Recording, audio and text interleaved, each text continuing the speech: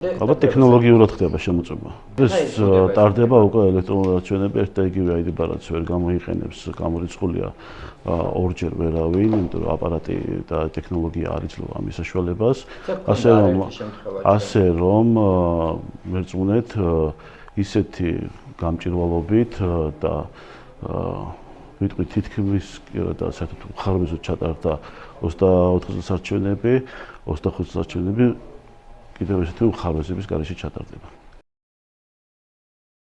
ეს არის CSGO-ს დადგენილება, რომელთაც CSGO როგორც ამბობს დააზუსტა კანონის ჩანაწერი, თუმცა ჩვენ არ ვეთანხმებით ამ ფორმულირებას, ვინაიდან კანონის საარჩევნო კოდექსის 51 მუხლი პირდაპირ ამბობს, რომ დამკვირვებლებს აქვს უფლება დააკვირდეს შეუზღუდავად, მათ შორის გადაადგილდებოდეს უბნის ტერიტორიაზე შეუზღუდავად და დააკვირდეს ეჭისთვის ყველა ეტაპს. ასევე ამავე მუხლში არის მითითებული, რომ დამკვირვებელს უფლება აქვს შეუფერხებლად დააკვირდეს სამორჩევის რეგისტრაციის პროცესს და სპეციალური ბიულეტენების გაცემის საარჩევნო ბიულეტენების გაცემის პროცესი.